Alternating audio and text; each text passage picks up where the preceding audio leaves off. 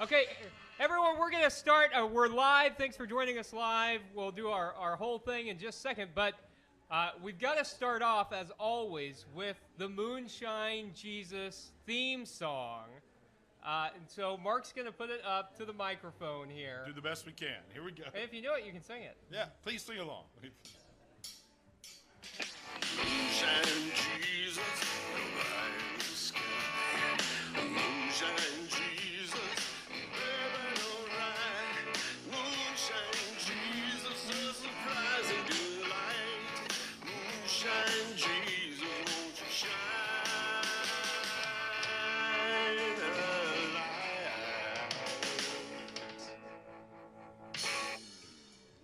All right. Well, hello and welcome. Well, they liked the song so much they wanted to do it twice. We welcome you to the live recording of the Moonshine Jesus Show. We are coming to you, for those who are watching online, from the Uptown Tavern in San Diego. Beautiful weather today. We are here with the University Christian Church, my co-host church. They have been fantastic hosts of us already and have made sure that we had this available for us so that we can do a live show. Caleb and I only get to do this twice a year, and it's our favorite show because we get to do it in person, and there's so much more energy. It's so much more fun. We also want to remind you that the show itself is brought to you by ProgressiveChristianity.org. I want to say it again, ProgressiveChristianity.org. It is a fantastic place for all kinds of resources for progressive Christianity. We really hope that those who listen to the show will take the time to go there, to look around, find some resources you like, and subscribe. We have some newsletters you can subscribe to there as well. Caleb, I'm excited today to talk to you about, we're going to be talking about Aquaman and the Lost Kingdom. Yeah, it's going to be a lot of fun. A lot of fun. And as always, we have to warn you, if you haven't seen Aquaman and the Lost Kingdom, are we going to spoil them, you think? No. Yes. Oh, yes, yeah, we're going to spoil it. We're going to tell you everything about it. We will spoil it. If you don't like spoilers, you should probably just pause now, come back and listen to this later, because we enjoy spoiling it, quite frankly. Yes. It's a lot of fun. It's a lot of fun. Before we do that, though, we do need to get on to our drinks. It is a themed drink usually. So we're at a tavern where we're working with their menu. Yes. And so since it wasn't a perfectly themed drink, although we also have some really nice old fashions here. We do. Yep. Japanese whiskey. We have started off with water to honor Aquaman. Yes. So here's to Aquaman and Aqua. Cheers. Cheers, everybody. Cheers, everybody. All right. Well, we're going to get started with the show. For those of you who are maybe not as familiar with the show, we're going to start off with letting our geek flags fly. We're going to have a lot of fun kind of geeking out about Aquaman. We won't spend too much time doing that. We're going to move straight on from that into a theo-political discussion of some of the themes that pulled up in the show. So, with that said, we're going to drop our theme song one more time and come back on the other side and geek out just a little bit. Moonshine Jesus, nobody's Oh, you all know this now. Moonshine Jesus, living alright. Moonshine Jesus, a surprising delight. Moonshine Jesus, won't you shine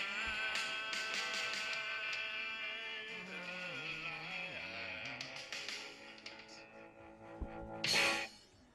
Well, welcome back to the Moonshine Jesus Show. You know, I was thinking the last time we were together, Randy, who wrote that song, was with us. We were in North Carolina. Yep. And Jim, you were there with us, and Absolutely. you all remember what was happening. The wind was blowing. It's a whole different story in San Diego than it was in that open field in central North Carolina. That's right. Yeah, people's tents were blowing over and all that. I'm glad we're inside today. Yes.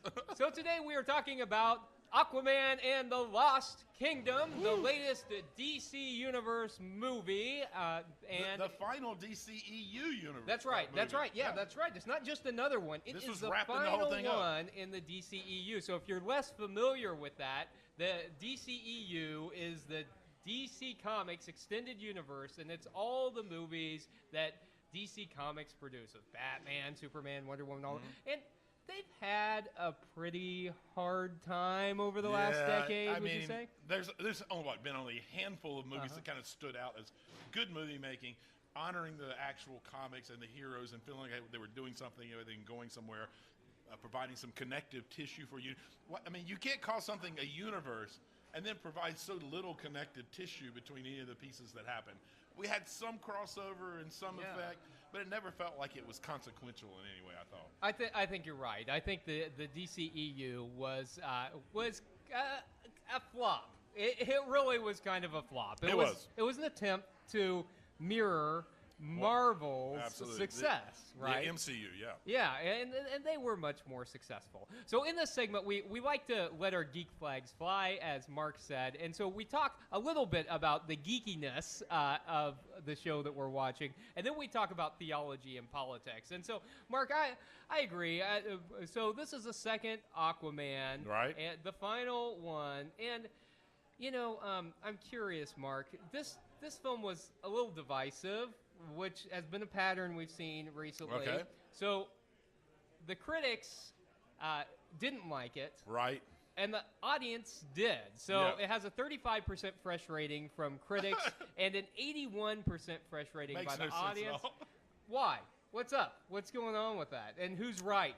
Man, I'll be honest. I've gotten to the point that I just don't pay attention to critics anymore because they're not interested in the art of critiquing an art form. They're interested in getting clicks and getting people who show up and look at the ads so they can make money.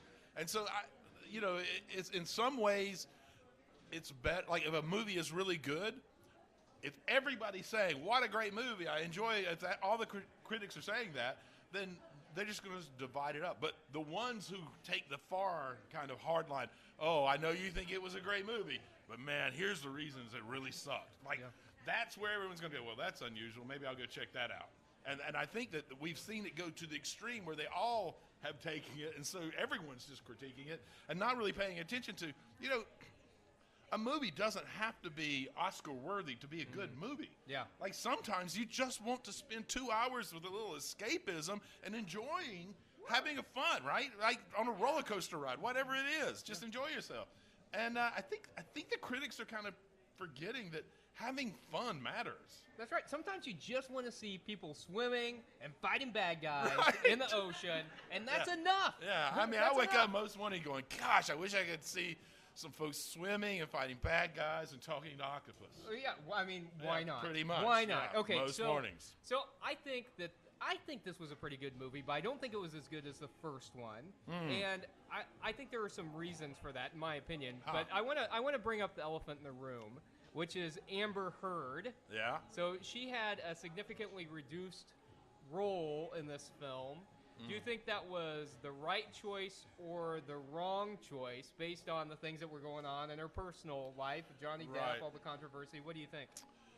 It's so hard. We've got kind of, I'm not going to say the same thing, but a mirror to a degree going on in the MCU is balance they can, at least in terms of their relationship with the Republic, with the public, in terms of saying, okay, we're not going to completely shut her out, but we are going to reduce her role because we're still trying to understand everything that went on and trying to, we don't want to make so many of our listeners does come in and save Aquaman like 3 times, but she doesn't have quick. Many lines even. Yeah. It's a very reduced part.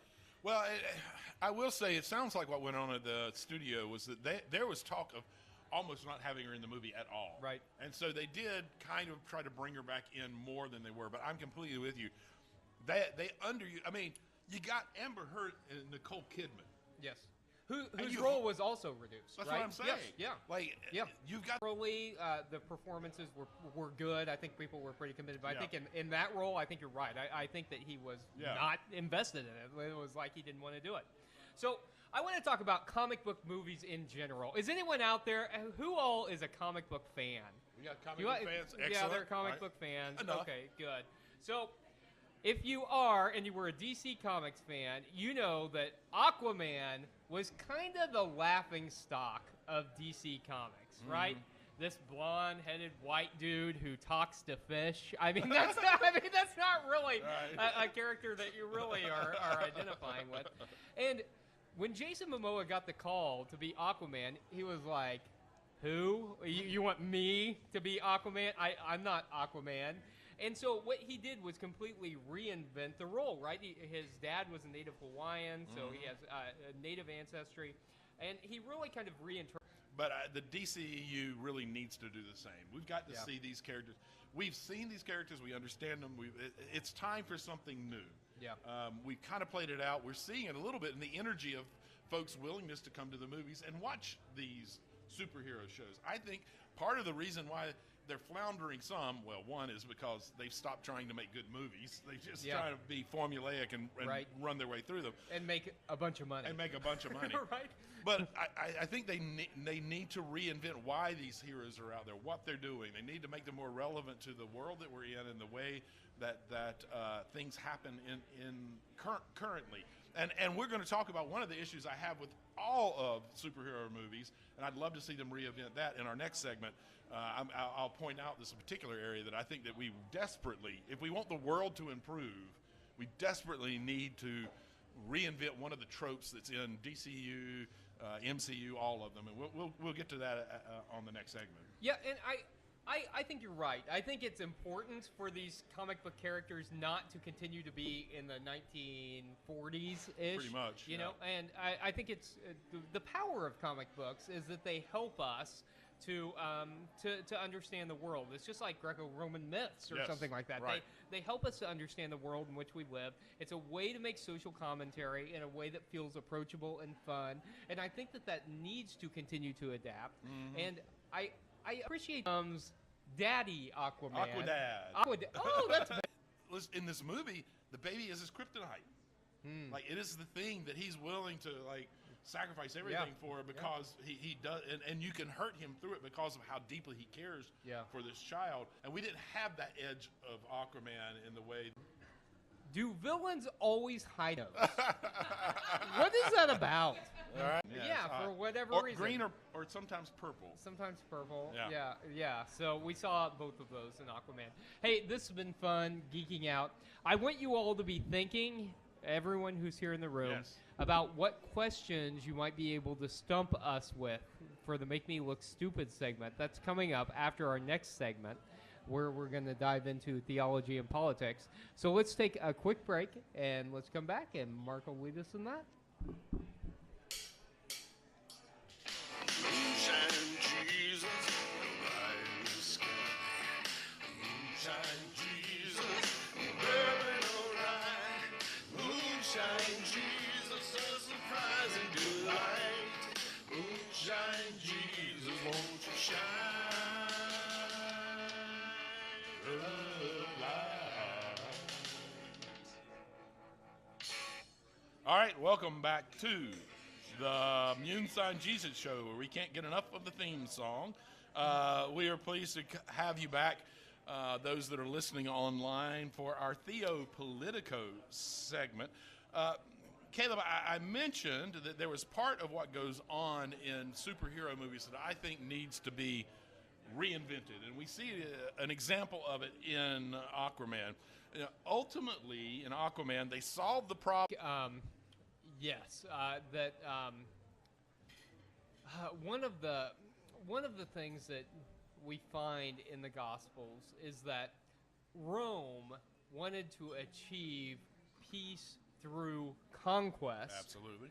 And that, the Roman peace, I say this all the time at church, that the Roman peace, the great Pax Romana, was only Pax if you were Romana, right? Exactly. The way that they achieved peace was through conquest and violence. Absolutely. And so the message of Jesus was not that, was that peace didn't come through violence. It didn't come through conquering people. Instead, it came through justice. It was peace through justice, right? Through ensuring that everyone had enough. And so I appreciate that message in the Gospels. And so I think that in terms of Gaza, one of the things that we see is genocide. Massive. Yeah, a massive genocide. And I think that that media outlets have dropped the ball. I think that political parties have dropped the ball. Yeah. And that we really need to be talking about I think it's north of 23,000 Palestinians It is. that have died at the moment.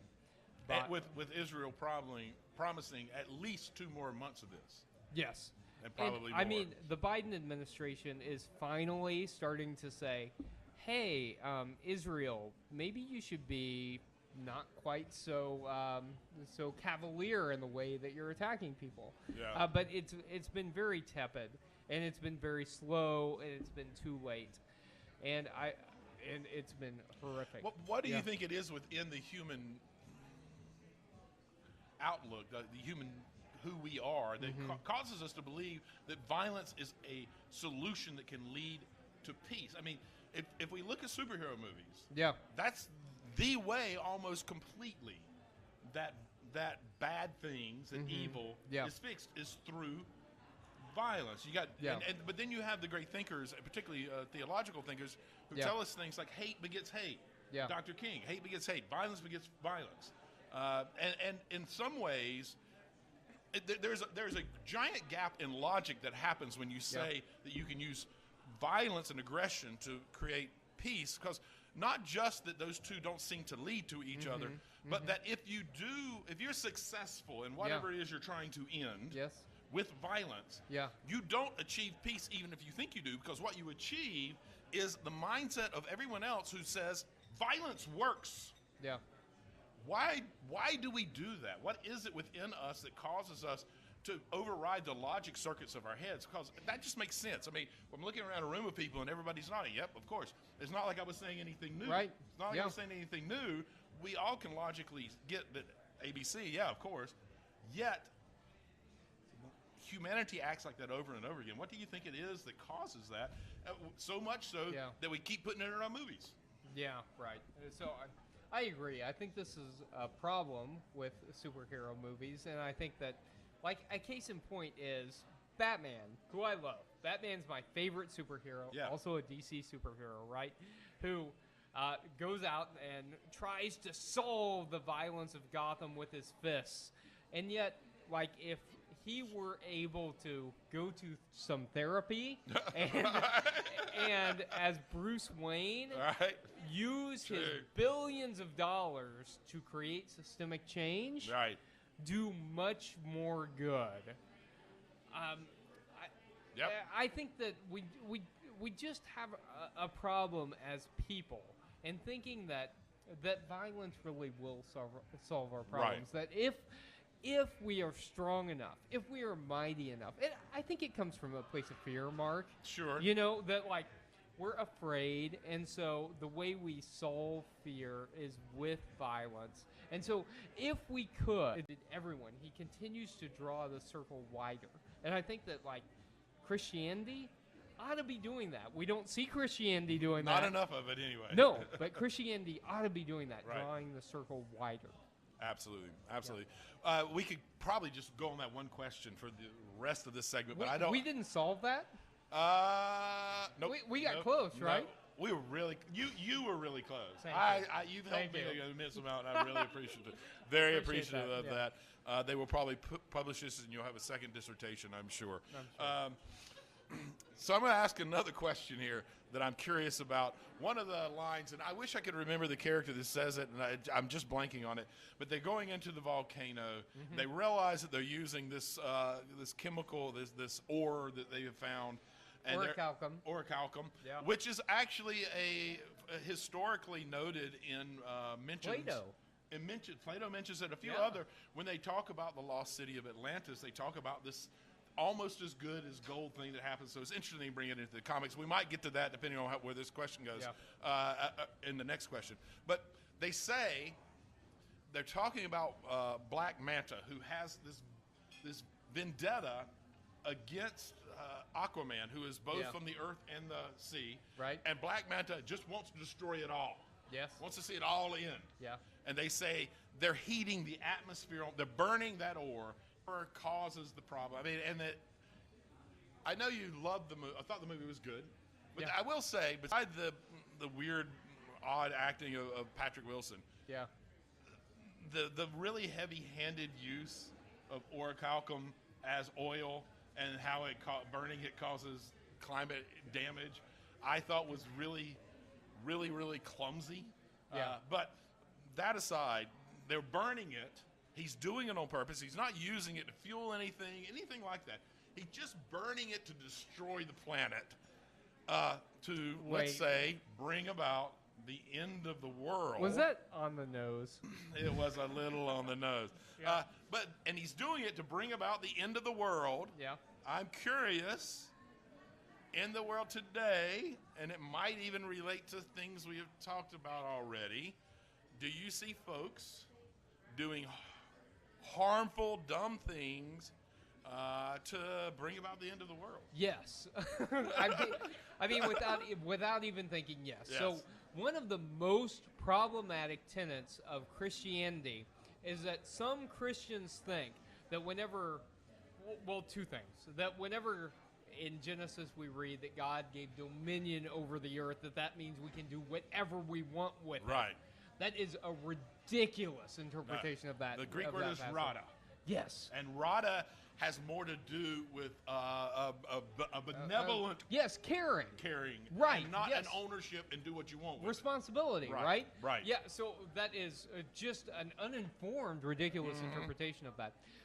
And the second thing is that so many Christians also don't understand the book of Revelation, which, I don't know, Mark, maybe has become one of my favorite books of the Bible because it's so subversive. The moment you start reading it as Yeah. a metaphor and subversive, Yeah. a subversive letter to support marginalized groups It's who are kinda under the cool. foot of the empire. It's Yeah, it's sort great. of, yeah, It's I'm great, with you. I'm right? with Yeah, you yeah. completely. So many Christians misinterpret Revelation and think that it's about like a future apocalypse, and it's not. It is not. For all the reasons Mark just said, and so.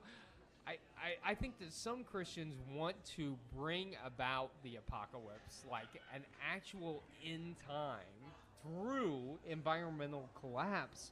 That they think it's actually a theologicalness Sure. to actually destroy the earth, which is not only morally reprehensible, but is also killing the church. Right. You know, two most common reasons that that people give for leaving church are perceived stances on LGBTQIA plus issues and climate change. Absolutely. Because the church has been so bad at saying climate change is a moral issue that we care about. Yeah, and this I'm going to push this even a little bit Yeah. further to talk about something another issue that we've already talked about. I do think this also points to Christian Zionism in the United States and Yeah. its relationship to Yeah. Israel and support of the war in Gaza, because there is a belief from Christian Zionists that it is necessary for the Jewish folks to occupy all of Israel before the second coming and the new world can come about. And part of that needs to include massive bloodshed. So much, I think it comes from Ezekiel, so much bloodshed that there won't be enough men in Israel to bury the dead. And think about what's going on in Gaza. Think about how Christian Zionism is supporting that wholeheartedly. Hagee Yeah. is the minister that's really behind, the leader behind a lot of this, gosh. and Yeah. has an incredible influence on politicians and some of the politicians that are currently funding Israel. Yeah. I mean, I think we're seeing this idea of how messed up this idea of salvation really, that we need to not worry about this. Like, what we need to do is usher in the end of life so that the good people get a new world to live in, and that's behind a lot of this support. I mean, am I stretching that? No, you're not. And Hagee, he's a Blood Moon guy, Yeah, right? Yeah, yeah. these terrible books. Don't ever buy those. No. the Blood Moon. But yeah, so this is all. It might be the one time I support a book burning. No, probably not. Probably not. No, bad mark. Bad mark. No Yeah. book burnings, no matter what. No, yes, Everyone gets to even- say what they even want. if the Even theology is evil really books. bad. Even evil books get to exist. You recycle those. You recycle them. Yes, Yeah. you recycle You them. recycle them into toilet paper. I understand. I once in the toilet paper. I love that. I once recycled all the Left Behind books in I remember- worship, I and that was remember that. yeah. Well done. So I think this all has to do with like a lack of knowledge about socio-historical context. Agreed. That if we understood the context in which things were written, and if clergy did a better job in their congregations of saying, Yeah. this isn't authentic to what was originally supposed to be. Exactly.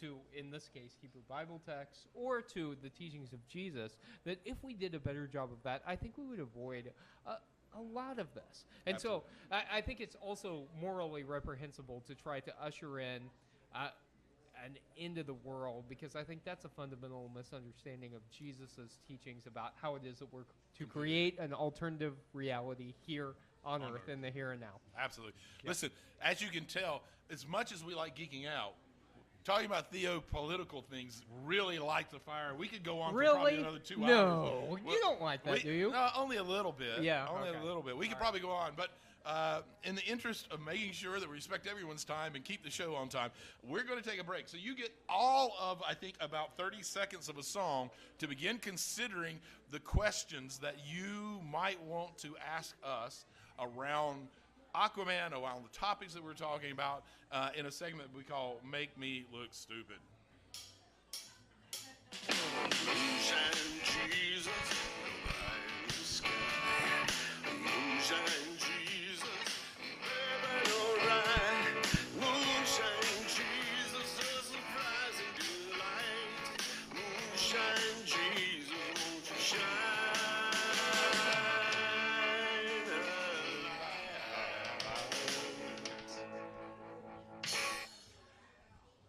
Welcome back to the Moonshine Jesus Show for our favorite segment, Make Me Look Stupid segment. Mark and I love to try and make each other look stupid, or just to ask each other questions. That's either true. Either That's one. true. He's very good at making me look stupid. I think it's actually You're the better opposite. You're also better at stealing all of my questions that I had planned on asking you during the show. I didn't do that today, You did I? didn't- well, we don't have any questions. They have them. That's right. Yeah. That's right. So that's the beauty of I this show. couldn't. Well, I I hope they have them because I didn't prepare any questions. Well, I mean, it's I gonna thought be a short maybe. show if we Well, I don't. mean, you're always prepared so much that I thought you all right. probably just had Well, questions just in case no one in the audience. I said. could ask some of the questions we didn't get to in the theopolitical segment. So Okay, so you do. Did I steal I'd be any all of right. those I'd questions? be all right. No, you didn't. No, okay. no. Yeah, because I kind of crossed over accidentally. Accidentally. I saw it was already planned out on your little pad over there. It wasn't accidentally. Don't look at my pad.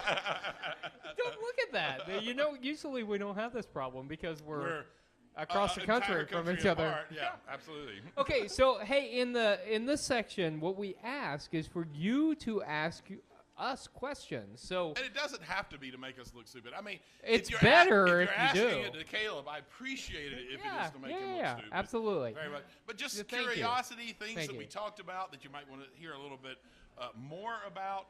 Or if you were one of the groups, I know I talked to a few people who had seen the movie. It can also just be a geeked out, like, oh, this part of the movie, what'd you think of that?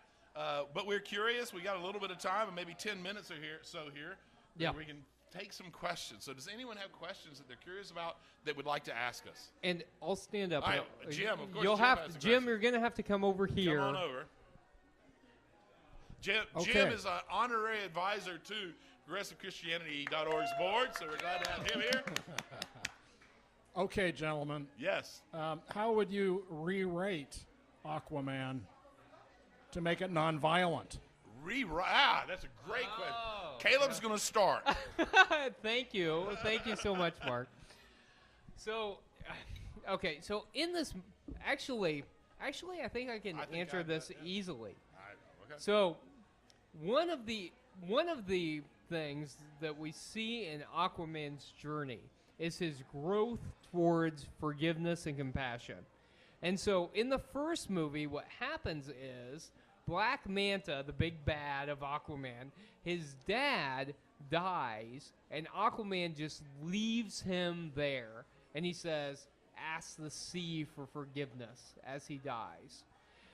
If he had extended compassion to Black Manta's father, perhaps Black Manta wouldn't have sought vengeance throughout the second movie. So I think that that's like something that we can Yeah. all learn from. That maybe, Absolutely. yeah. Yeah, no, I agree. And if that hadn't happened, if we just enter the movie where it is, Yeah. and that has already happened as it is, Okay. Black Manta has been hurt. In his mind, he believes that he has been wronged by Aquaman. And Aquaman, as you said, is in this growth, beginning to learn how to do Okay. forgiveness. And while I don't know that it would make great movie making, but I'm not a screenwriter. I'm sure someone could figure out how to make this moving and compassionate. But what really needed to happen was a moment of truth and reconciliation. We needed to see them come together, and Black Manta have the opportunity to express how and why he was hurt and the role that Aquaman played in it.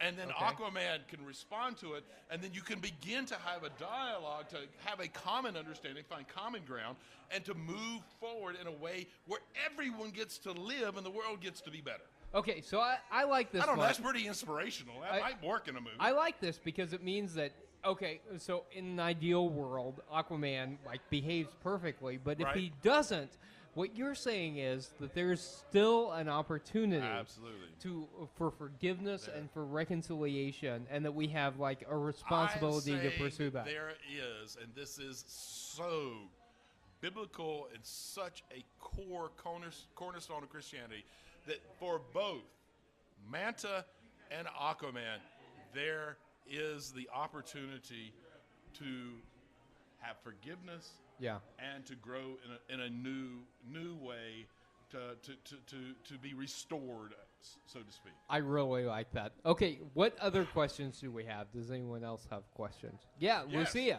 come on up. Woohoo! By the way, everybody who is watching us live right now, you have Lucia to thank and her team. She has a team that's helping make this all happen. So thank you.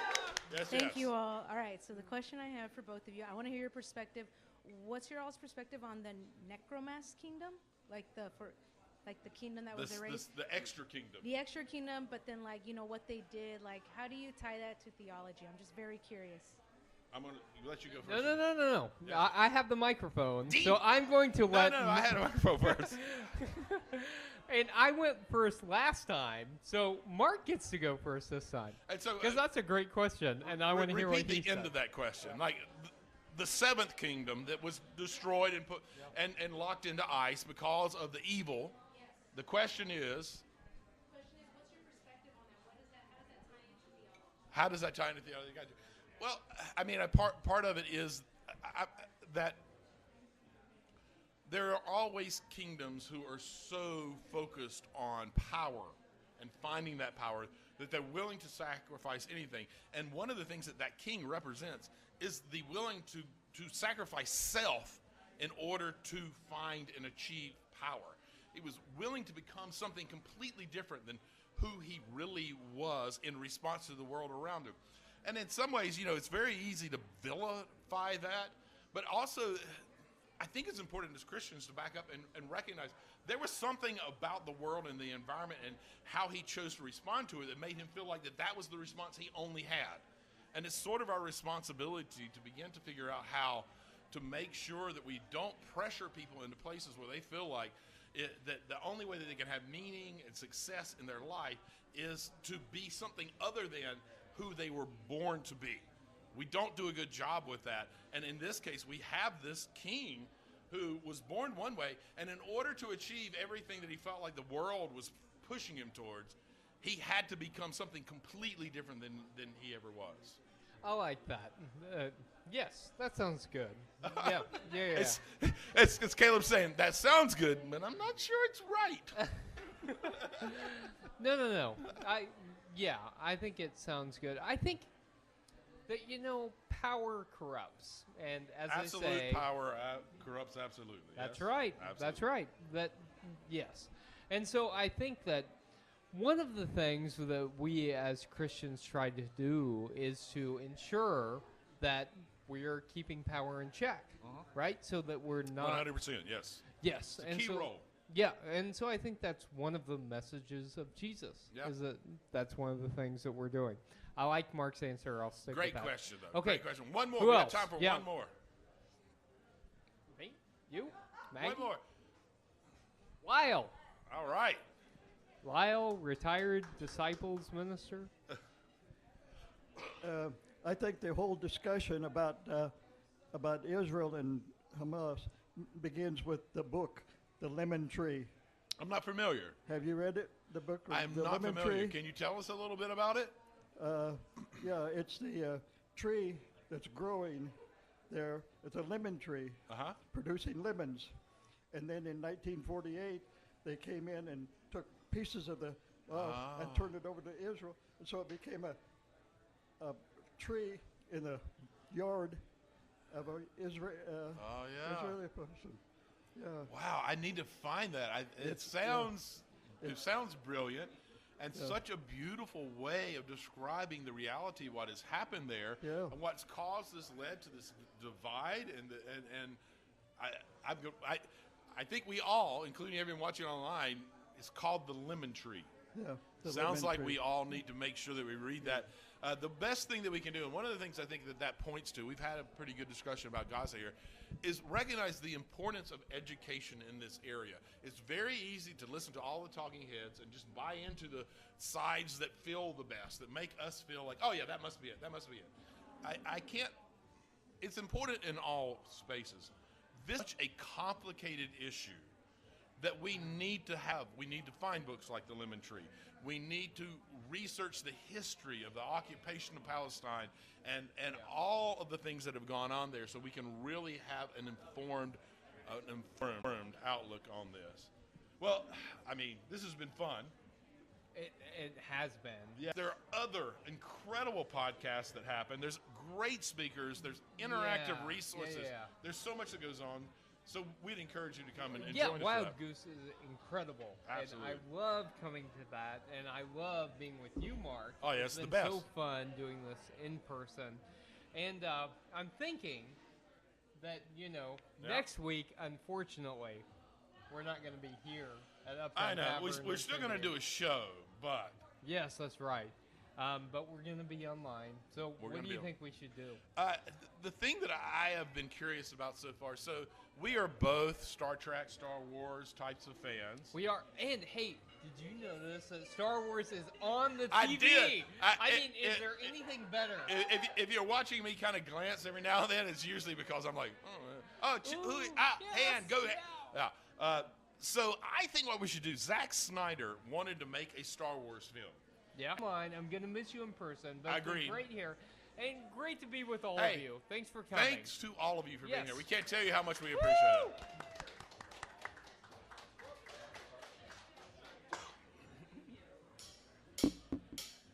Moonshine Jesus, light in the sky. Moonshine Jesus, bourbon ride.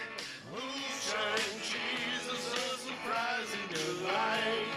Moonshine Jesus, won't you shine?